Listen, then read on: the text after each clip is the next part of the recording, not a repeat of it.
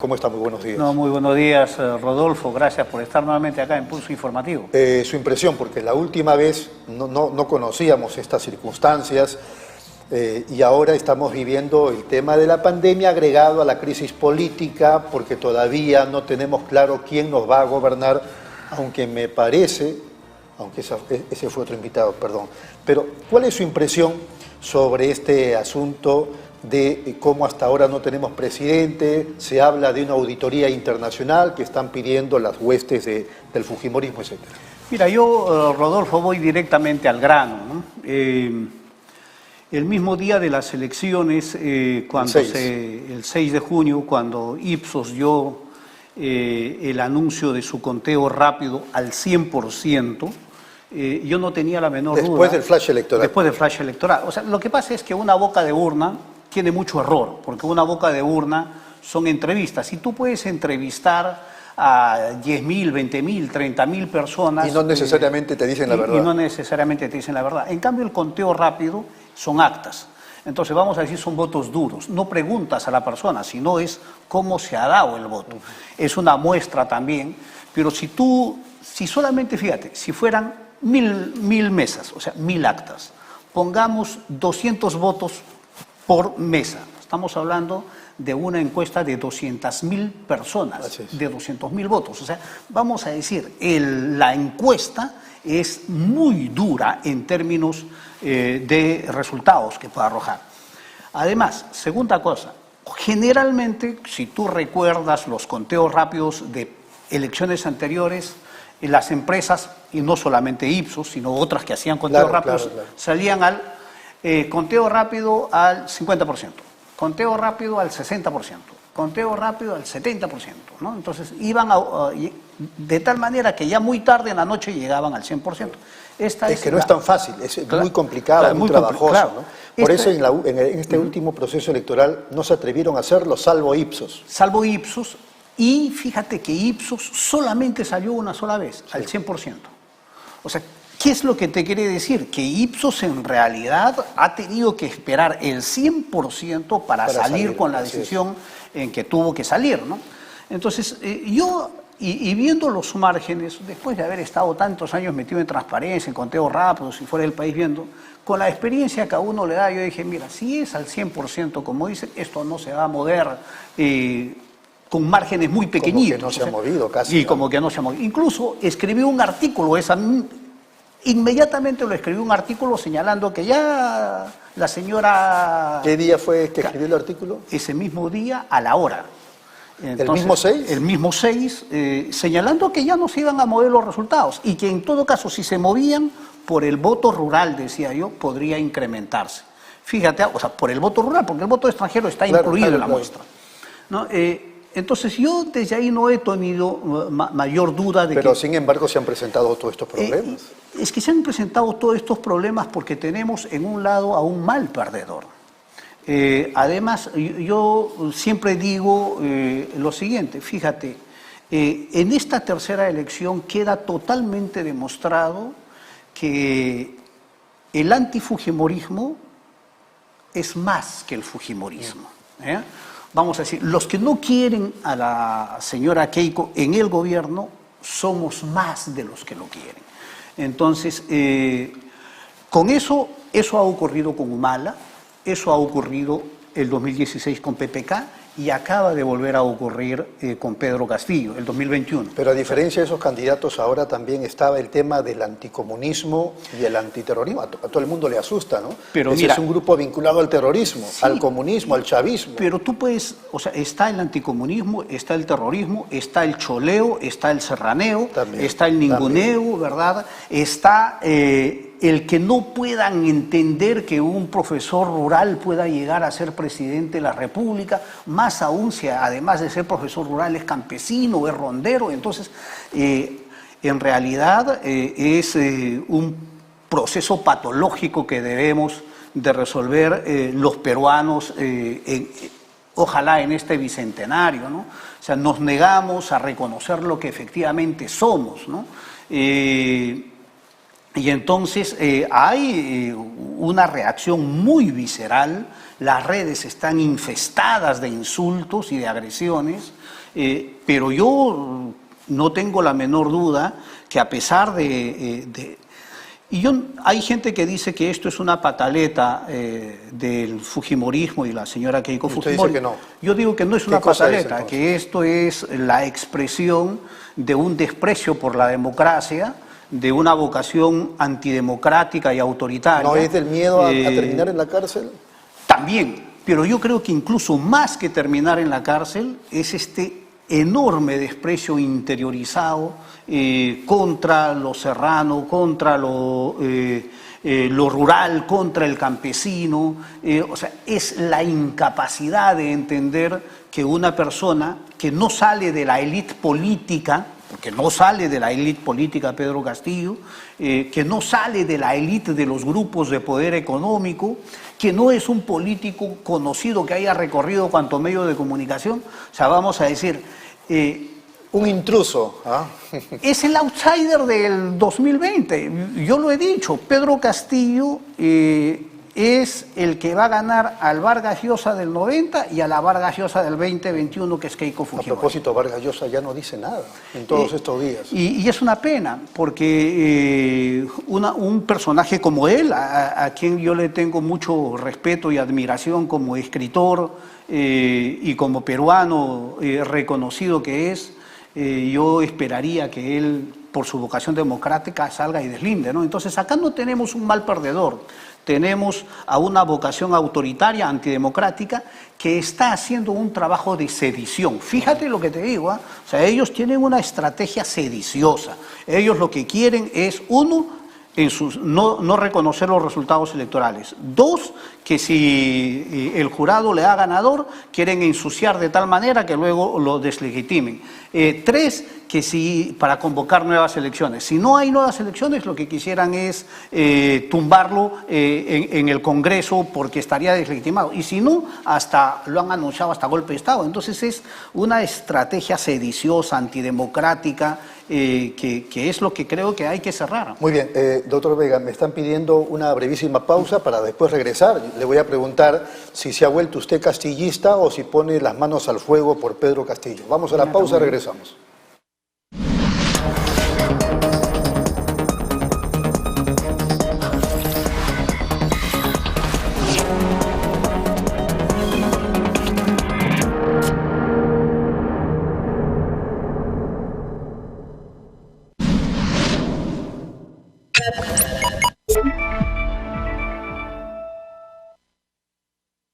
¿Buscas lo mejor para tu hogar? En Plaza Hogar podrás elegir, diseñar y plasmar todas tus ideas.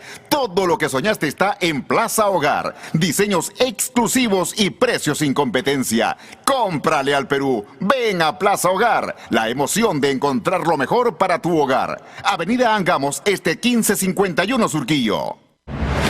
Nueva app de Derrama Magisterial. Maestro y maestra, realiza tus consultas y operaciones en la palma de tu mano. Con el nuevo app Derrama Magisterial podrás realizar tus operaciones en todo momento y desde cualquier lugar. Solicita un crédito, consulta el estado de tu cuenta individual, accede al estado de tus créditos, actualiza tus datos, accede al servicio de asesoría legal gratuita. Ubica nuestras oficinas a nivel nacional. Descárgalo hoy mismo en tu Play Store. Derrama Magisterial, seguridad social para el maestro.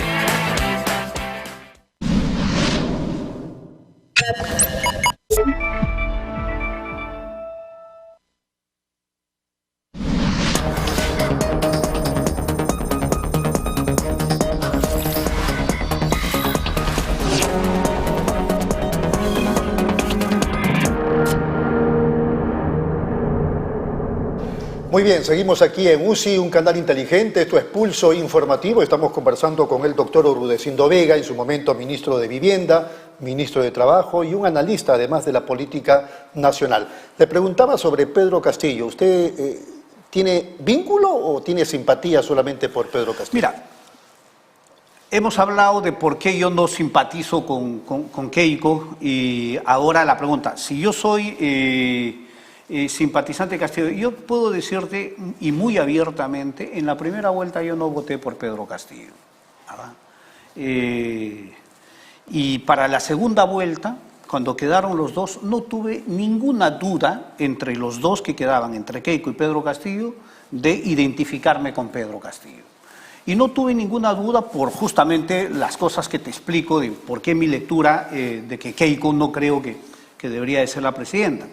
Entonces, cuando yo me identifico con Pedro Castillo, me identifico por varias cosas. O sea, no solamente porque es una vocación diferente a la de Keiko Fujimori, sino porque yo considero que en su candidatura había un mejor espacio para construir una propuesta de centro. O sea, vamos a decir... Pero también es un tiro al aire, es algo que usted me diga, no, bueno, aquí ya sabemos esto y lo otro. No, en toda una segunda vuelta, acá en nuestro país, todo es un tiro al aire. O sea, vamos a partir de eso. O sea, la otra candidatura para mí era más tiro al vacío que al aire, ¿verdad? O sea, acepto la figura y este es un tiro al aire. Y en ese tiro al aire, yo soy de los que cree que había un mejor espacio para construir una propuesta de centro. Creo que el profesor Pedro Castillo en la segunda vuelta ha dado muchísimas muestras de correrse para el centro. Lo que pasa es que los medios de comunicación, no UCITV, los medios de comunicación no lo han querido difundir. Él firmó la plataforma, ni bien se anunció, hizo un compromiso con Juntos por el Perú, en el cual dejaba mucho de las propuestas de primera vuelta. Firmó acuerdos con la CGTP, con Construcción Civil. O sea, hay un conjunto de acuerdos. No significa mucho, según los antecedentes presidentes que asumen en la campaña compromisos y que después se zurran en ellos. Pero que te ayudan a construir una propuesta, ¿verdad? Entonces, para mí, por ejemplo, ahí hay todo un camino de construir una propuesta y que a Pedro Castillo lo acercaban más a un centro. Y Cerrón, acuérdese que es el candidato de Perú Libre, Pedro Castillo. Mira, vamos a decir, él es el presidente o secretario general del partido.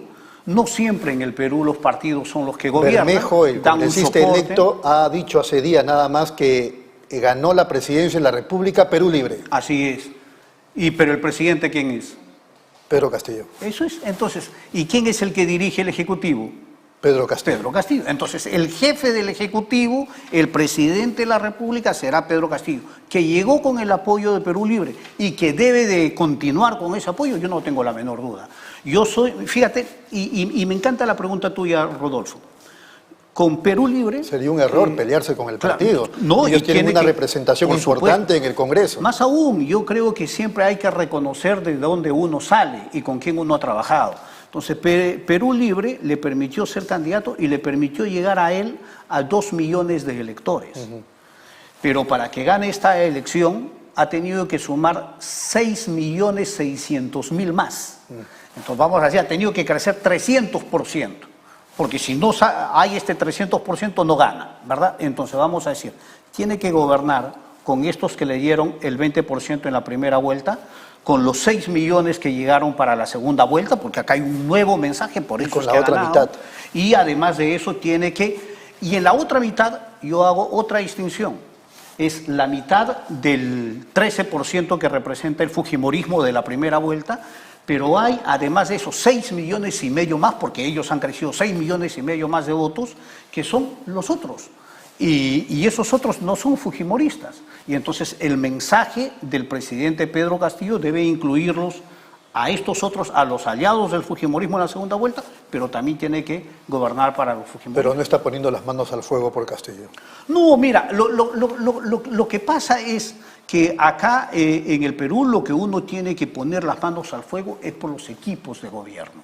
Y yo soy un convencido que el profesor Pedro Castillo, además con muy bajo perfil, se está tomando su tiempo. No lo veo salir y dar declaraciones cada rato, dar entrevistas, soltar nombres. Creo que se está tomando su tiempo. Además, es conveniente que él no se pronuncie hasta que el jurado no lo proclame. Claro. Cuando lo proclame, seguramente dirá quién es el equipo con el cual va a trabajar y ojalá lo tome en la serenidad, en la paciencia, consultando con su equipo y siempre tendiendo puentes. Yo creo que el primer equipo de gobierno, y ojalá todo el gobierno de Pedro Castillo, tiene que ser un gobierno de unidad, de reconciliación nacional, debe trabajar... Unidad, reconciliación nacional, pero también pienso que no se puede ni dialogar ni reconciliarse con la corrupción. No, por supuesto que no. Hay que decirlo, hay que precisarlo. No, y por supuesto que no. O sea, hay cosas en las cuales no se... Ni con la corrupción, ni con el narcotráfico, ni con el terrorismo, ¿verdad? O sea, felizmente hay profesionales en todos los partidos políticos que pueden ser invitados a conformar su gobierno. El gobierno es gigantesco. O sea, ¿le parece una buena idea que Pedro Castillo se esté uniendo, y eso es notorio, evidente, con la gente de Juntos por el Perú, con Verónica Mendoza, Pedro Frank, etcétera? Sí, pero es que además me parece natural y normal. O sea, Hildebrand decía anoche, hoy día en la mañana, en el IDL, lo entrevistaron, él decía, palabras más, palabras menos, Pedro Castillo va a tener que acercarse más al centro, porque de otro modo se va a volver en un presidente con una vacancia precoz. Pero es que yo no tengo la menor duda. Yo fíjate, en algunas entrevistas lo he dicho y lo he escrito en algún momento. O sea, yo creo que si el profesor Pedro Castillo llega a hacer un gabinete amplio y dura el primer año, dura los 5. Si es que quisiera gobernar con una propuesta original de la primera vuelta, va a tener al 80% del Perú pensando diferente, y que su fragilidad no le permitiría una gobernabilidad que tanto lo necesitamos.